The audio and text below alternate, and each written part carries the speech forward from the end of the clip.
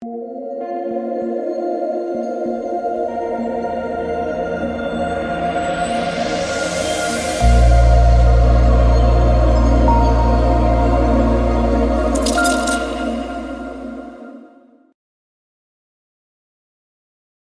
ready for more defense pain? I know I am. I'm so excited for Chalk Bears D to go for 2 defensive scores. Welcome, guys. My name is DK, here to break down the kind of gross Thursday Night Football show on slate. We've got Washington, Chicago, but there's $1 million up top. That's usually what I say if we have a really disgusting game. At least there's some big money to be won. If you guys are new, I do cover content for Draftkings, Prize Picks, and NBA Top Shot. Prize Picks is the sponsor for today's video. You can use the code DKDFS for a 100% match up to $100. Prize Picks, again, is a player prop site. They have a lot of different sports you can mix and match. Basically, how it works is you can pick 2 up to 5 entries and win up to 10 extra money. So if you're a first-time user, take advantage of that code DKDFS. Take advantage of the free $100. All right, so let's quickly recap my lineup here from Monday Night Showdown. So that was a good showdown slate, right? That was a good showdown slate. I just missed the cash here in tournaments, but I do not regret the way that I played it. Just got really, honestly, unlucky with the way that the game flowed, right? No one expected the Raiders to be up by 17 in Kansas City. No chance, right? The Raiders were 7-point underdogs. So what I was expecting here, obviously, was the Raiders to be playing from behind. That's why I went to a contrarian Hunter Renfrow in the captain. And you saw on the last drive, right? On the last drive, when the Raiders were playing from behind, you had 2 big catches for Renfrow. So, honestly, I think I just got a bit unlucky with the Raiders jumping up to a 17-point lead, and then they just grounded and pounded Josh Jacobs the whole game. And I talked about that in the video. I was like, if you think the Raiders are going to be playing from ahead, you want to look to Josh Jacobs. That wasn't the way that I was approaching it. I was hoping the Raiders were playing from behind. But if you played Jacobs, you did great, right? Because they were playing from ahead, and they just literally ran the ball the entire game. But yeah, the rest of my lineup, Mahomes smashed, Adams and Kelsey both smashed. So yeah, going Renfrow in the captain allowed me to get those 3. I took a shot in a low on Hardman. That worked out in a huge way. And then Sky Moore was my filler, went for 3.5 fantasy points. So that is the recap of Monday night's slate. I am extremely happy, finally. Even though I missed the cash tournaments, I am so incredibly happy that the CEH slappies were finally, and rightfully so, punished. Finally, he almost scored to bail people out, right? He got tackled to the 1. I would have been so incredibly mad if he did. But yeah, people that kept chasing CEH touchdown luck finally were punished. All right, so gross game, as I said, it is a 38 over-under Bears and Washington. The Bears are 1-point favorites. 2 bad offenses going up against each other. Yuck. All right, we'll start off on the Washington side. Carson Wentz is at the top at 10.6K. He's been a little bit banged up with that shoulder injury. I think he's a pretty solid player at the top. I know he hasn't been amazing, but this is, as I always say with quarterbacks, relatively safe plays on the showdown slates. He's had a couple bad games. He's also had a couple solid games, right? 30 fantasy points here, 32 fantasy points here. Now, I'm not expecting 30 fantasy points at once, but on a slate where there's not a lot of great spend-ups, that I do think Carson Wentz makes for a pretty good option there. Terry McLaurin's at 9K. He's kind of had a quiet season to start. No big, real huge games. Already at 19 here. Averaging like 12 fantasy points a game. It's not bad, but it's not great. Now, he's still their wide receiver 1, but you have had Curtis Samuel getting a lot of targets. Now, if you take a look at snap counts last week for Washington, no surprise, Washington's a team that basically just play their skill position like their top starters and play them the entire game. So you have McLaurin play 62 of the 63 snaps, with Samuel playing 57 of the 62. So McLaurin is the wide receiver 1, does still have big play upside, even though we haven't seen it from him. So like him, I do think Samuel may be a little bit safer just for the amount of targets he's been getting, but I think his ceiling's a bit higher in a guy like Terry McLaurin. So ceiling, you look to McLaurin. Floor, I think you look to Curtis Samuel. Right now, he's getting a few more targets in the slot. Again, just has a little bit of a higher floor. So both the main Washington wide receivers, I do think look pretty good. And it depends on how you want to play it with the, if you're shooting for the ceiling or if you're shooting for more of the high floor. Running back situation is kind of a mess. And this it's hard to feel confident about any of these running backs based on the snaps we saw last game. So Gibson still started. He played 20 snaps. Brian Robinson played 18. And J.D. McKissic played 26, basically out there for all the passing down plays. So 3-headed monster, basically a 3-way split. It's hard to feel good about these guys at the price points. You have Gibson at 8.6. Still did have 4 targets, but again, McKissic's going to be mainly their passing down running back. You had Brian Robinson get more of the early down work, not really involved in the passing plays. And J.D. McKissic is the third down back, but he's also expensive. So it kind of depends on game flow. I guess if you think the Commanders are going to be playing from ahead, you can maybe look to Gibson, Robinson, even though I think they're overpriced. If you think they're playing from behind, I think McKissic is obviously the guy you want to look to. But hard to feel good really about any of the running backs. I guess my favorite would be McKissic since DraftKings is full point PPR. But the downside here is if you play J.D. McKissic and Washington goes up 2 scores, he's really not going to be utilized that much. And a couple pieces of injury news we got to keep an eye on. So Jahan Dotson missed last game with a hamstring. He did not practice on Tuesday. So I mentioned in the main slate video how I liked De'Ami Brown as a contrarian value play. Right, we talked about in the YouTube video, and De'Ami Brown smashed, went for 27 fantasy points at 0.2% ownership. So if you guys played him, you probably had a good day. Now, here's the thing. De'Ami Brown did not get all those snaps, right? He only played 20 of the 63 snaps, where Cam Sims played 37. Now, I'm not sure when De'Ami Brown got banged up. So if you guys know when he got a little bit injured, let me know. Maybe he started the game, then came out early. I'm not sure. I didn't watch that game. So if you guys do have some information on that, let me know. Or if there's a way to see like first quarter, first half snap counts. But yeah, De'Ami Brown had a big game, but did only play 20 snaps, where Cam Sims actually outsnapped him, even though he didn't do much. He did have 1 catch. Again, he played on 37 snaps. So if there's no Dotson, Sims and De'Ami Brown both in play. But if Sims is going to play more than him, then I think you can look to Cam Sims at 1.4K. Taking a look at the depth chart, though, they do still have De'Ami Brown listed ahead of Cam Sims for what it's worth. And then if Dotson plays, I like Dotson. But right now, it's looking like he's not going to play. The kickers, I always like the kickers. The kickers have done extremely well recently in these showdowns, right? Going for double-digit fantasy points a lot. You're seeing a lot of 50-yard field goals. So in a low total game, I think both kickers are good value plays. The Commanders' defense is in play here. They are in play.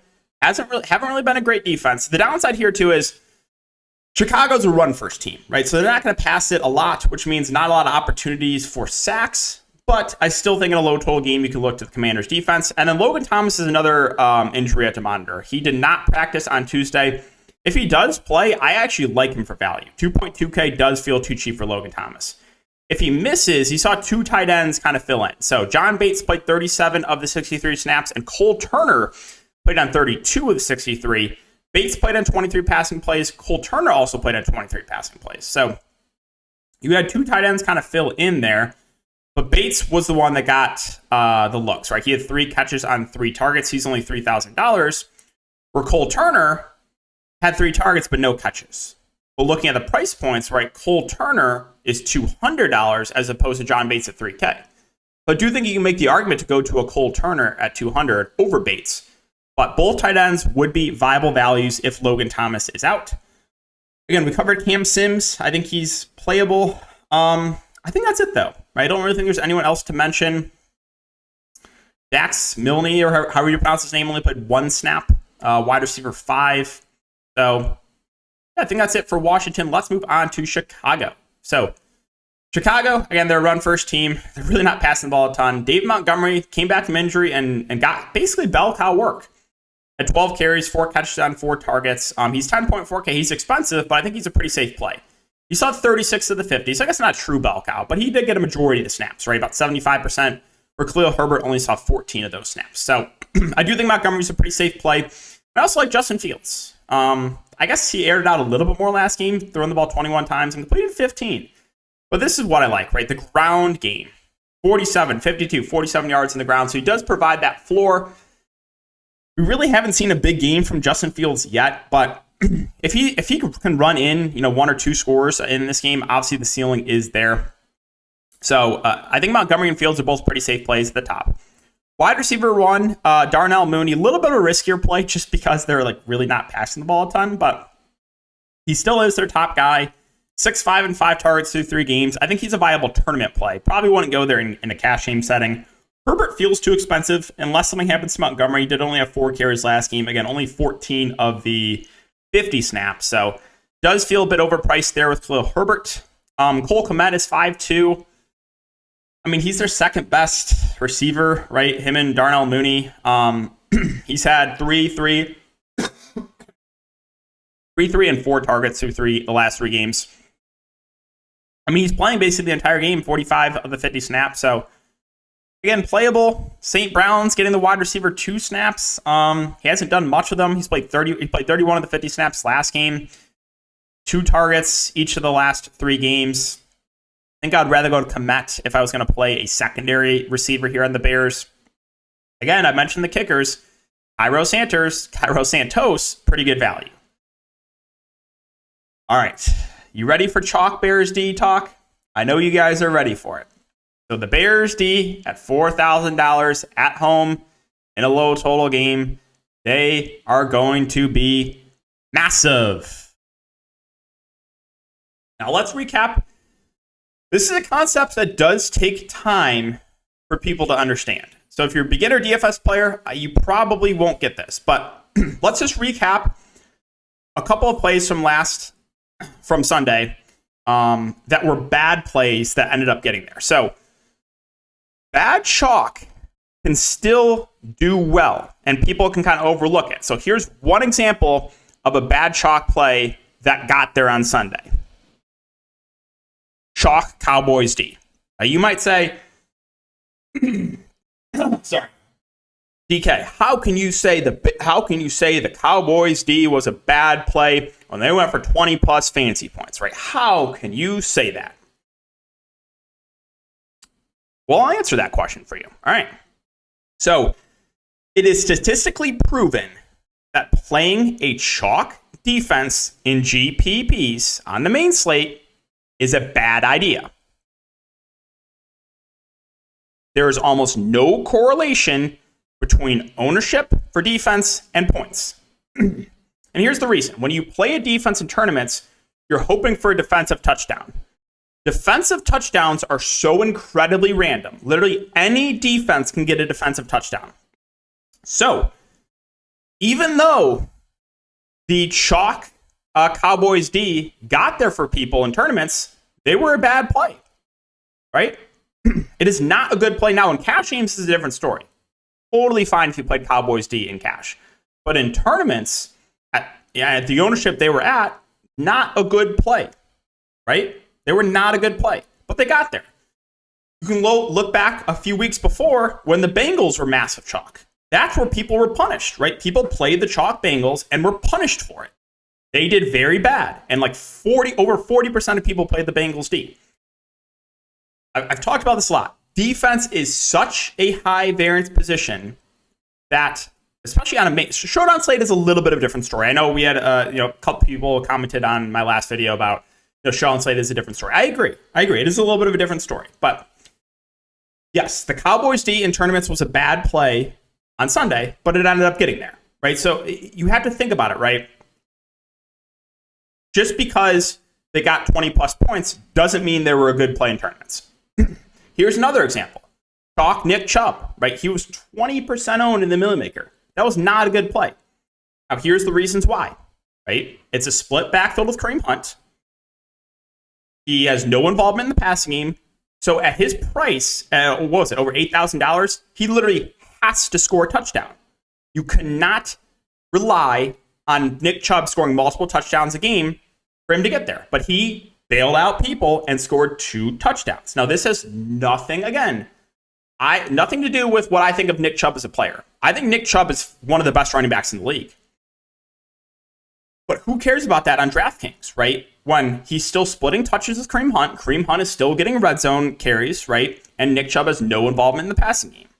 So, again, a lot of sharp players were tilted about Nick Chubb on Twitter because he scored 2 touchdowns at way too high of ownership. So there's just 2 examples right there of chalk plays that were bad plays in tournaments that ended up getting there, right? And that's a concept. It takes a while to understand. Again, I know people might say, oh, how can you say Nick Chubb was a bad play? He went for 20 plus fantasy points. Just covered it, right? We literally just covered. You cannot rely on guys to score multiple touchdowns a game, right? If you take away those 2 touchdowns from Nick Chubb, he's a bust at high ownership. So you cannot rely on touchdowns, right, for them to get there. So back now to the Bears defense. $4,000. Disregarding ownership, I think they're a good play. The low total game. Washington struggling offensively. Carson Wentz turnover prone. Again, though, Bears defense will be overowned. And you got to look at recency bias, right? Here's another point I made on the Showdown slate. So the Bengals, Ravens Showdown slate, right? T. Higgins was popular and got injured. So the next day when Juju Smith-Schuster's banged up, I mentioned how Juju's going to go under-owned because of what happened last night, right? T. Higgins burned a lot of people last night. They don't want to roll the dice on Juju, right? So Juju was way lower owned. Now, sure, Juju didn't have the great game, but he was lower owned than he should have been based on what happened with T. Higgins. It was directly because T. Higgins' injury and recency bias. Now, what's been happening recently with the Showdown slates? The chalk defenses have been smashing, right? Again, I have no comment about that Thursday game. But chalk defenses have been smashing. So it's going to raise the ownership here. So instead of maybe 30 to 35% like you saw in the defenses in the Thursday game, you might see Bears D pushing 40, even 50%. And I faded chalk Browns D. You remember that game a few weeks ago? Faded Browns D were 50%, 50+% in some contest. And I faded. And I was Kareem Hunt had scored one of those red zone touches. He had 3 red zone carries inside the 5. I would have been at the top at the leaderboard, the middle maker. But instead, he got stuffed in all 3, and then chalk Nick Chubb scored. So I was like, okay, whatever. I'm still winning pretty decent amount, still winning $350. And then you saw what happened in the last play of the game. The Browns D had 1 point. At 50% ownership, the Browns D had 1 point before that last play. So, like I said, Bears D in tournaments will probably be overowned. If they get there again for people at high ownership, congrats. But I will not be playing the Bears D.